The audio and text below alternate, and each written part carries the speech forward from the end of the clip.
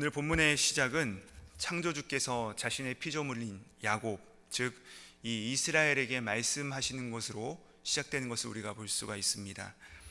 그런데 이 매일 성경을 쭉 묵상해 오신 분들은 잘 아시듯이 하나님께서 이 이스라엘을 표현할 때 뭐라고 하시나요? 야곱이라 부르실 때 그 앞에 수식했던 단어가 있습니다. 바로 버러지 야곱아라고 말씀하십니다. 버러지 야곱아. 창조주가 이 버러지 같은 이 피조물 야곱을, 이스라엘을 인격적인 상대로 여기시고 이 말을 걸어오는 행위 자체가 놀라운 사랑인 것이죠. 사실은 하나님께서 우리를 조성하심, 우리를 창조하심 자체가 지대한 사랑입니다. 오늘 21절 말씀을 보시면요, 우리 함께 21절 말씀을 함께 읽어보시도록 하시겠습니다. 시작. 야곱아, 이스라엘아, 이 일을 기억하라. 너는 내 종이라. 내가 너를 지었으니 너는 내 종이니라. 이스라엘아, 너는 나에게 잊혀지지 아니하리라. 오늘 말씀을 계속 읽어보시면요, 하나님께서 우리를 창조하신 분이심을, 이 야곱을 창조하신 분이심을, 이스라엘을 조성하신 분이심을 계속해서 강조하는 것을 볼 수 있습니다. 24절 말씀도 이렇게 말씀하십니다. 내 구속자여, 모태에서 너를 지은 나 여호와가 이같이 말하노라. 자, 우리가 오해하는 것이 있는데, 이 창조는 하나님께서 그냥 말 한마디로 우리를 그냥 손쉽게 낳았다기보다는요, 여기에 나오는 단어처럼 이 모태라는 표현을 의도적으로 사용함으로써 하나님께서 우리를 창조하시되 엄청난 모험을 감행하셨다는 것입니다. 특별히 하나님께서 사람을 지으실 때 당신의 형상을 온전히 우리 안에 넣으시면서 당신과 같은 온전히 인격적인 존재로 우리를 만드셨다는 것 자체가 엄청난 모험이고 실은 엄청난 희생을 수반한 것이죠. 즉 하나님께서 자신을 창조자라고 부르시는 것 자체가 굉장한 사랑의 표현이라는 것입니다. 우리가 잘 아시듯이 이 모태를 통하여서 출산을 한다는 것은 부모님에게 있어서 큰 기쁨입니다. 그렇지만 이 부모의 큰 기쁨인 동시에 자녀가 어릴 적부터 이 장성할 때까지, 그의 평생에, 그의 일생을 다할 때까지 그의 자녀와 관계하게 되는 그 말할 수 없는 그 엄청난 모든 부담감들을 내가 짊어지기로 결단했다는 것이죠. 그게 바로 출산이죠. 그런 의미에서 이런 결단이야말로 가장 숭고한 사랑인 것입니다. 그게 얼마나 힘든 줄 알면서도 그 길을 가기로 결정한 것이죠. 그러니까 우리를 창조하신 분의 말씀은 자녀를 지극히 사랑하는 부모의 권면이라 할 수 있습니다. 그런데 그 주님께서 뭐라고 하시나요? 22절 말씀입니다.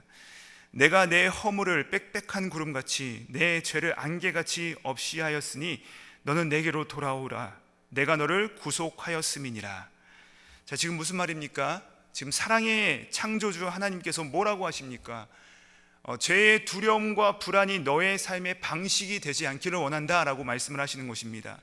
이 두려움과 불안이 우리의 삶을 조정하는 삶을 살지 말아라 라고 말씀을 하시는 것이죠. 왜냐하면 이 두려움과 불안에 조정은 당한다는 것은 하나님 대신에 하나님을 떠난 내 자아를 의지하는 이 세상의 일시적인 모습이기 때문에 그렇습니다. 우리는 압니다. 우리가 하나님을 떠나 독립하는 것은 자유가 아니라 이 죄의 불안함과 두려움에 휩쓸려서 조정당하는 삶이라는 것을 우리가 잘 알고 있습니다. 하나님의 백성들은 그런 위태한 삶의 방식에 빠지는 것이 않아도 되는 그런 충분한 이유를 우리의 창조자 이 하나님으로부터, 그분으로부터 넘치도록 발견할 수 있는 자가 바로 우리라는 것입니다. 그러니까 하나님이 누구신지를 기억하고 그분의 말씀을 듣고 돌아오라고 우리 가운데 계속해서 말씀하고 있는 것이죠.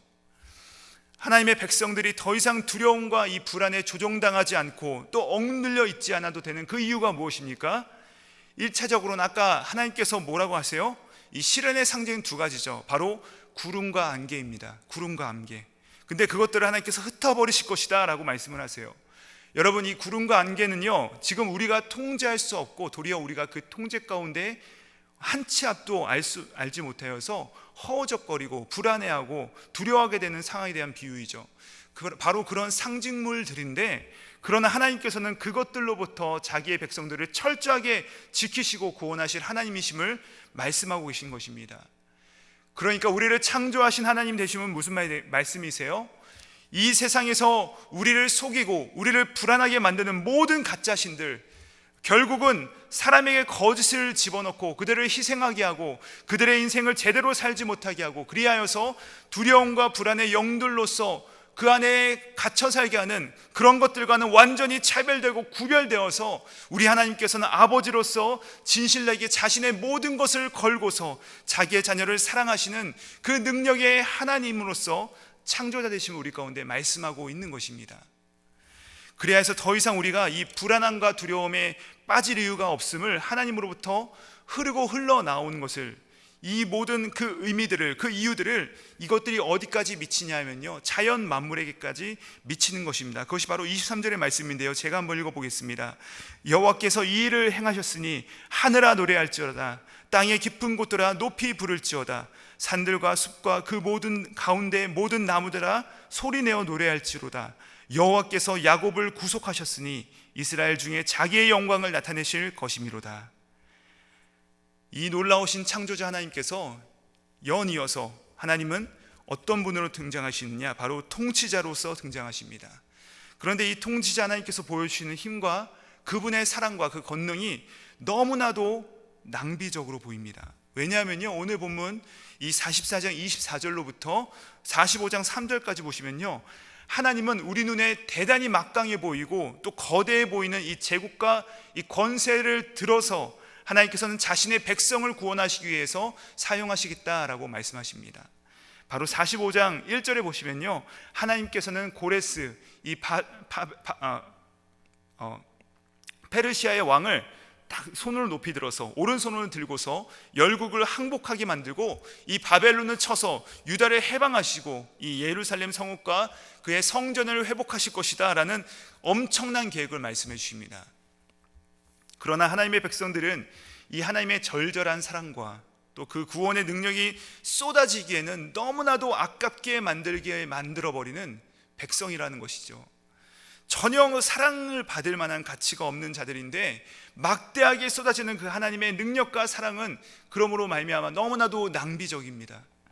하나님께서 이스라엘을 선택하셔서 그들을 각별하고 아름답고 아주 소중하게 만드셨는데, 그 아름다움이 충만하게 흘러넘쳐서 이 하나님은 아직 알지 못하는 온 민족들에게 하나님을 알도록, 그것을 참여하도록 하기 위하여서 하나님께서 하나님의 백성들을 부르셨다는 것이죠. 그런데 이 백성들이 어느새 그 엄중한 소명과 사명을 아득히 정말 허공의 소리쯤으로 여겨버리고 이 민족 저 민족에게 당장 눈에 보이는 것들을 따르고 귀에 들리는 것들에 쫓아다니다가 지금 어디까지 떨어지게 된 건가요? 지금 바로 이 바벨론의 포로까지 잡혀있게 된 것입니다. 그런데 하나님께서 지금 다시 그들을 구원하시고 회복하실 것이라는 약속을 주시는데, 그러면서 지금 의도적으로 뭐라고 부르시냐면 야곱아라고 부르세요. 야곱아. 여러분, 이 야곱이라는 이름에 무슨 의미가 담겨져 있습니까? 여러분, 이 야곱은요, 언약적 이름입니다. 언약이 담겨져 있습니다.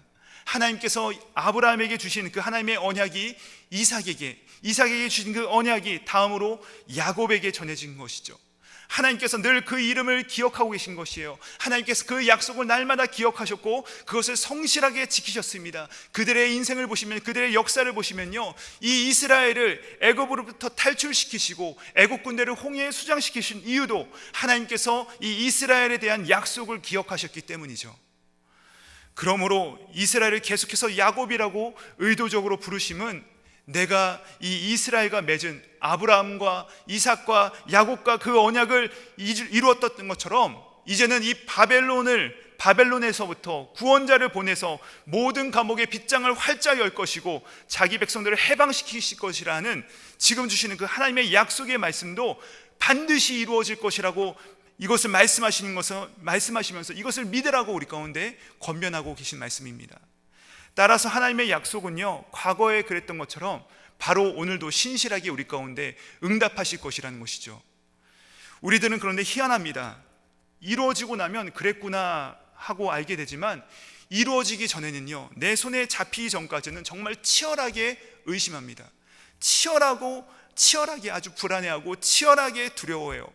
사실은 이 두려움과 불안이 우리에게 줄 수 있는 것은, 그 유일한 것은 무엇이냐, 바로 흑암밖에 없습니다. 그럼에도 불구하고 우리는 이 두려움과 불안에 끝끝내 조종당하고 마는 것이죠. 그래서 하나님께서 이렇게 이해하시는 것이에요. 내가 다 잊어버릴 테니까 이 하나님의 약속을 성취하시고 구원하심을 너희는 제발 잊지 말아라, 제발 이것을 기억해라 라고 하시면서 계속해서 말씀하시는 것이죠. 그리하여서 26절과 27절에 보면은 황폐한 땅을 내가 회복할 것이고 깊은 곳을 마르게 하실 것이라 말씀하세요. 여러분, 이것이 우리가 볼 때는요, 당장 우리 눈에 볼 때는 너무나 황폐합니다. 아무것도 없어요. 너무나도 깊습니다. 근데 그 불가능한 일을 오직 하나님의 약속에 의해서 이루어질 것을 확실히 알라라고 말씀을 하시는 것입니다. 그러면서 이제 하나님의 간절한 호소가 45장 이 4절로부터 7절까지 나오는데요, 하나님께서 그분의 그 절절한 사랑을 주시고 약속을 반드시 지키고 또 은혜를 주시는데, 그럼에도 불구하고 이스라엘은 하나님을 또 안 찾습니다. 마치 누구처럼요?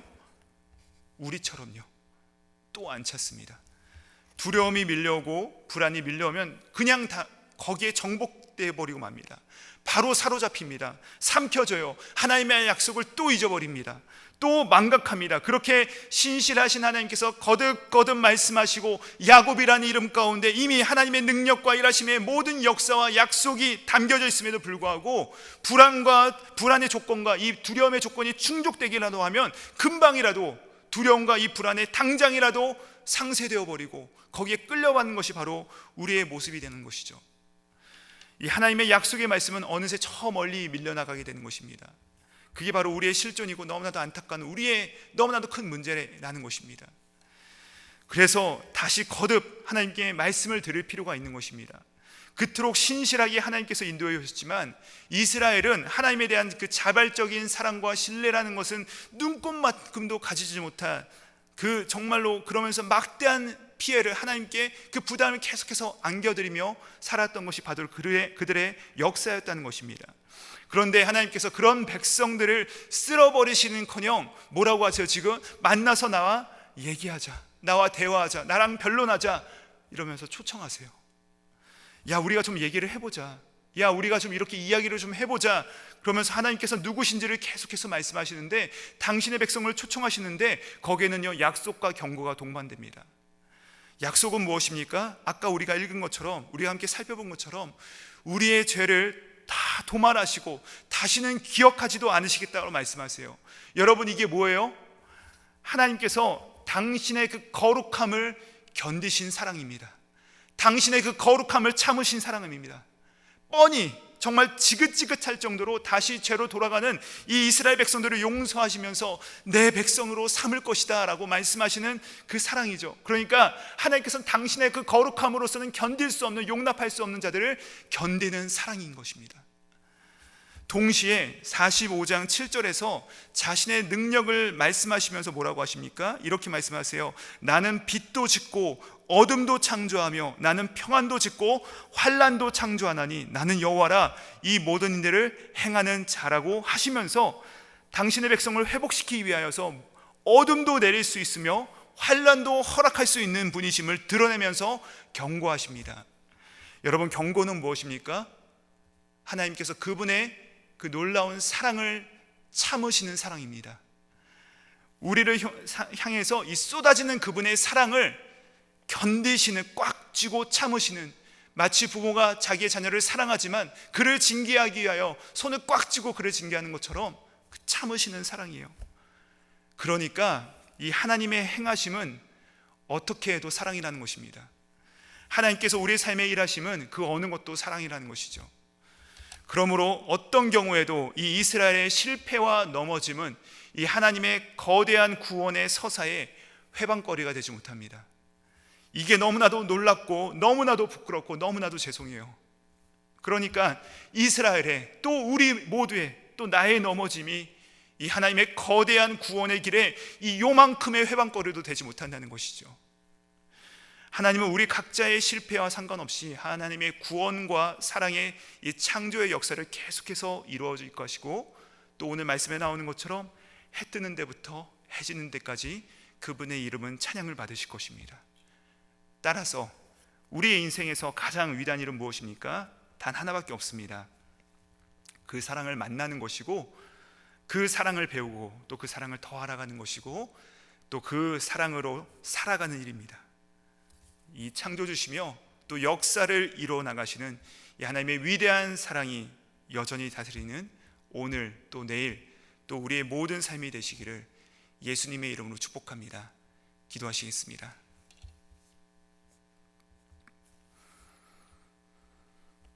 하나님 아버지, 두려움과 불안의 구름과 안개 속에 허적되다가 멸망의 길로 치닫는 우리를 내가 너를 구원하였고 너를 창조하였으니 너는 내 것이다 라고 말씀하시며 끝끝내 약속을 이루시며 회복시키시는 우리 하나님을 기억하게 하심을 감사드립니다.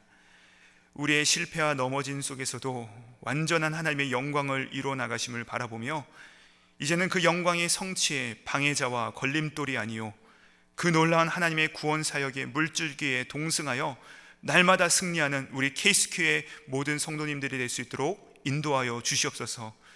우리가 아직 죄인 되었을 때 먼저 우리의 구원을 성취하신 예수 그리스도의 이름으로 기도드립니다. 아멘.